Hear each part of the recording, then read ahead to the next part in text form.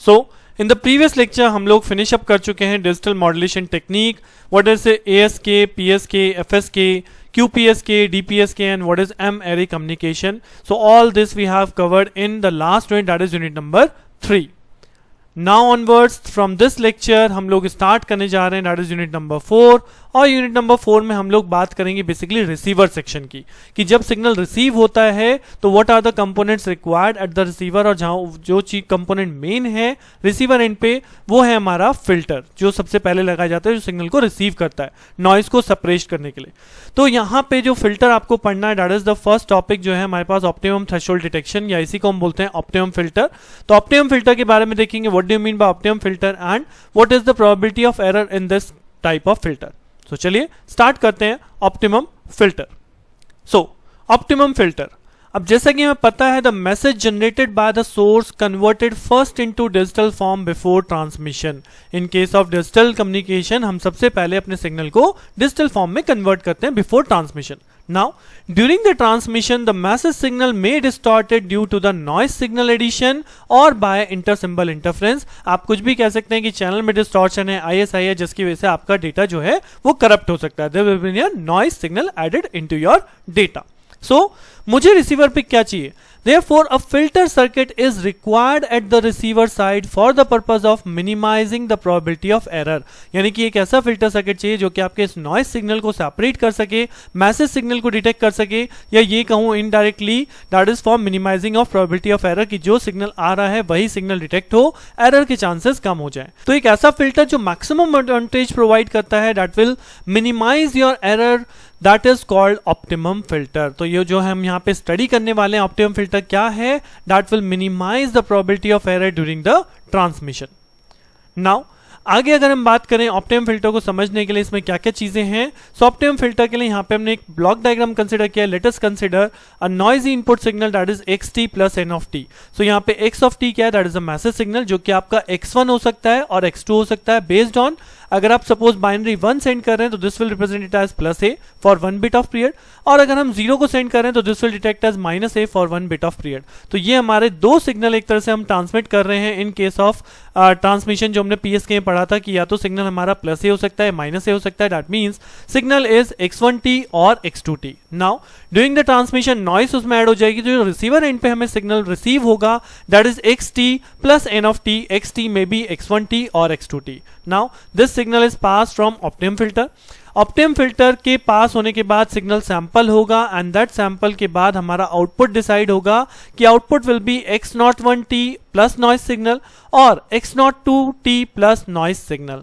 अब अगर हम बोलते हैं नॉइस सिग्नल है ही नहीं, now in the absence of noise signal, तो हम क्लियरली कह सकते हैं कि अगर yt हमारा x01t के इक्वल आया, सो दैट मीन्स जो इनपुट साइड पे सिग्नल सेंड किया गया था दैट इज कॉल्ड x1t। तो हम डायरेक्टली ले सकते हैं xt is equal to x1t then yt is equal to x01t, और अगर yt is equal to x0t है तो हम डिसीजन दे सकते हैं हाँ जी सिग्नल जो ट्रांसमिट होकर आ रहा है that is x2 of t।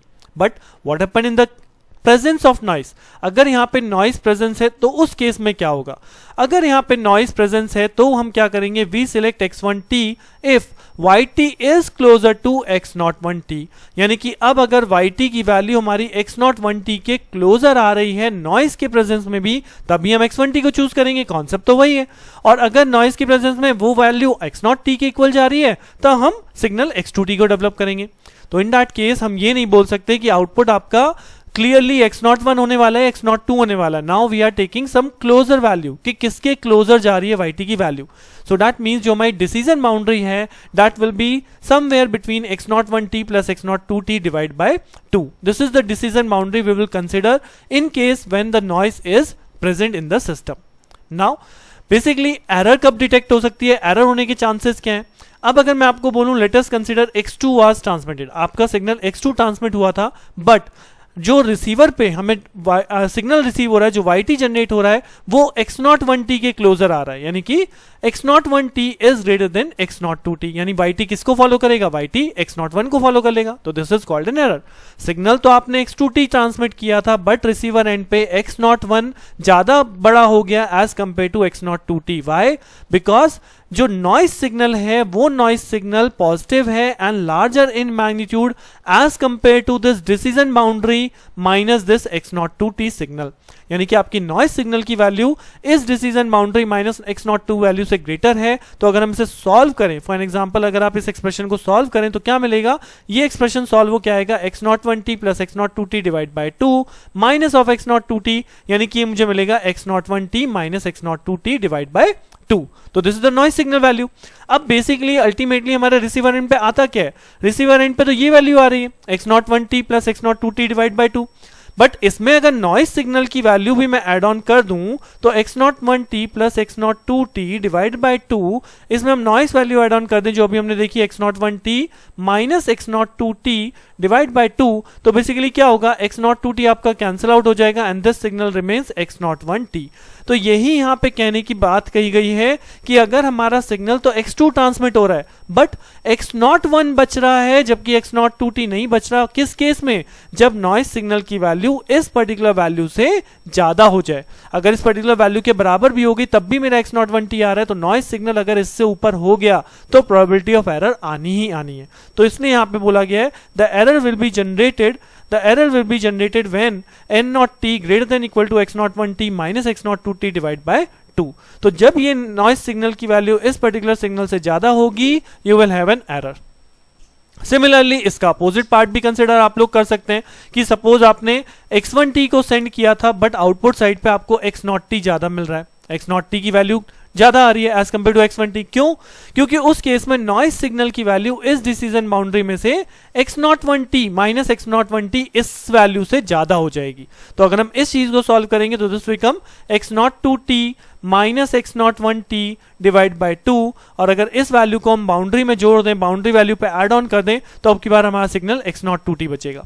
यानी कि प्रोबेबिलिटी किससे ज्यादा होनी चाहिए, मतलब n0t किससे ज्यादा होना चाहिए, n0t अगर इस वैल्यू से ज्यादा हो गया x02t minus x01t divide by 2 तो भी हमें एरर मिलेगी, राइट। सो इसी को अगर हम अपोजिट लिख लें, अगर ये वैल्यू ग्रेटर देन है और मैं इसे लेस कर दूं तो लेस का मतलब हो जाएगा x01t minus x02t divide by 2, minus sign से चेंज हो जाता है ना, यानी कि अगर नॉइस की value x01t minus x02t by 2 से लेस चली गई तभी भी आपके पास प्रोबेबिलिटी ऑफ एरर है। सो कोई भी एक केस कंसिडर करके आप इस एक्सप्रेशन को शो कर सकते हैं। तो इसलिए यहां जो केस कंसिडर किया है, let us consider x2 was transmitted, x01 हमें ज्यादा मिला है, किस कंडीशन में मिलेगा, when noise value is greater than this value। So when will the error will generated, when the noise value greater than x01t minus x02t divide by 2। अब इसी noise signal के लिए हमें प्रोबेबिलिटी ऑफ एरर का एक expression calculate करना है जो हम आगे भी इस पूरी यूनिट में यूज करने वाले हैं।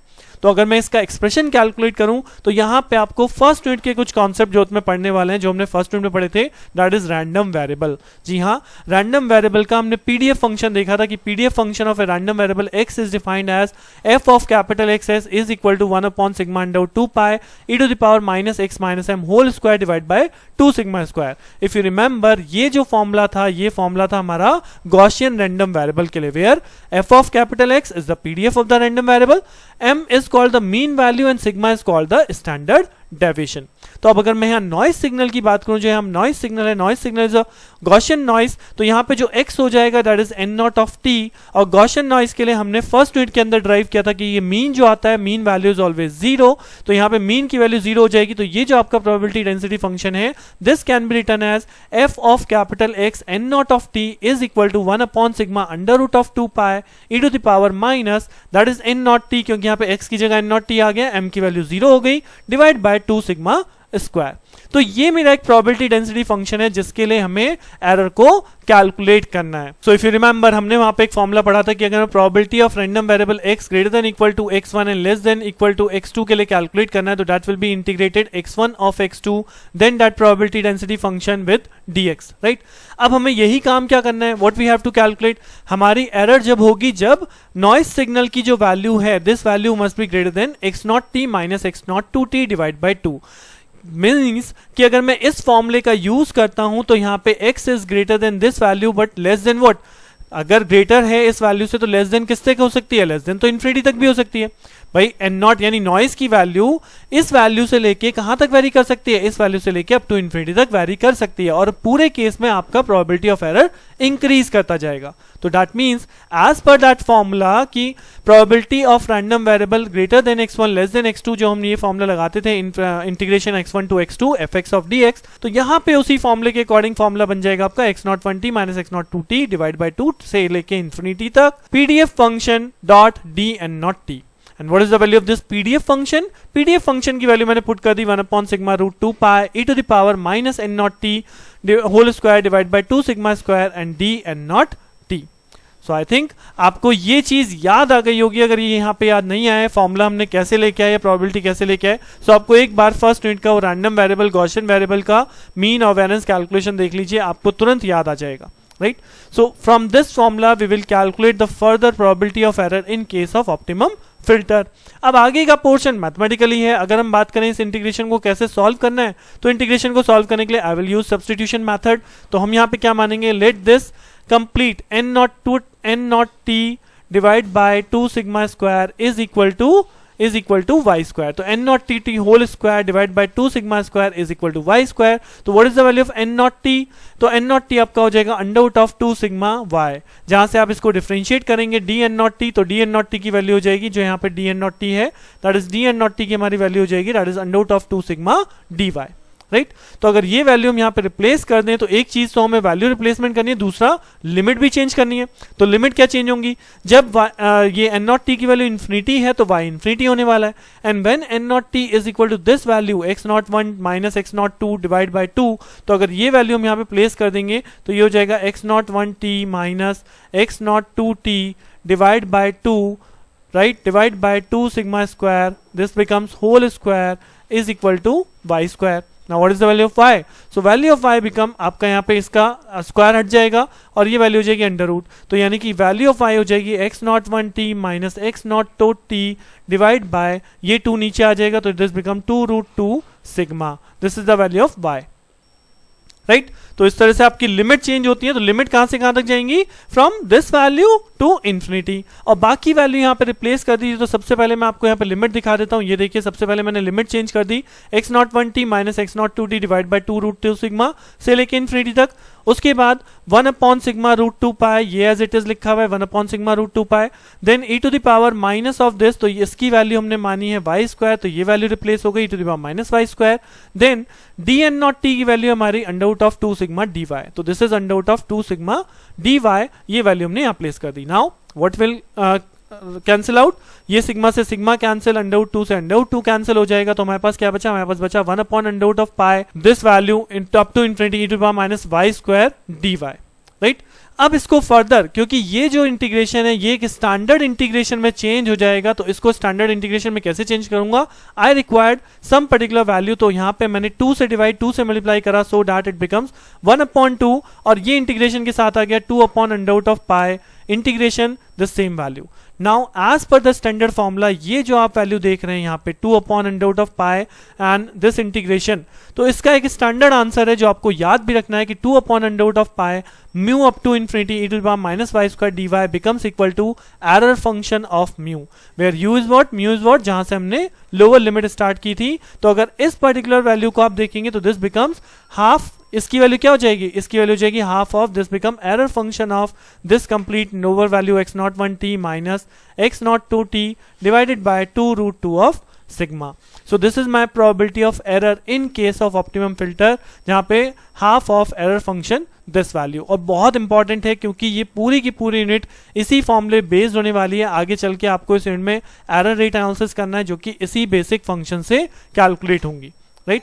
सो ये हमारा ऑप्टिमम फिल्टर का प्रोबेबिलिटी ऑफ एरर। इसमें एक इंपॉर्टेंट फंक्शन है that is the error function, जिससे रिलेटेड आपका नेक्स्ट लेक्चर स्टार्ट होगा। तो अगर एरर फंक्शन की मैं बात करूं तो error function is basically a decreasing function, जैसे जैसे इसकी वैल्यू बढ़ेगी आपका मैग्नीट्यूड डिक्रीज करेगा। सो इसका मतलब है कि अगर मैं इस डिफरेंस वैल्यू को इंक्रीज करूं, इस वैल्यू को इंक्रीज करूं, सो मेरा उतना ही प्रोबेबिलिटी ऑफ एरर कम होता चला जाएगा। Hence P decreases as the difference x01t minus x02t becomes greater, और दिस सिग्मा बिकम्स स्मॉलर, यानी कि जो नॉइस वैल्यू है वो अगर हमारी कम हो और सिग्नल वोल्टेज हमारा इंक्रीज करे, सो हमारा प्रोबेबिलिटी ऑफ एरर उतना ही कम हो जाएगा। तो इसी चीज को हम बोलते हैं सिग्नल टू नॉइस रेशियो, जिसको मैक्सिमम करना होता है in case of optimum filter, और यही चीज हम आगे अभी नेक्स्ट लेक्चर में डिस्कस करेंगे, राइट। तो इस लेक्चर में यहीं तक रखते हैं। इस लेक्चर का जो मेन टॉपिक था that is probability of error of optimum filter, किस तरह से कैलकुलेट की जाती है। नेक्स्ट लेक्चर में सिग्नल टू नॉइस रेशियो और ट्रांसफर फंक्शन की बात करेंगे ऑप्टिमम फिल्टर के लिए। तो स्टे ट्यून विद मी, मिलते हैं नेक्स्ट लेक्चर में। Thank you.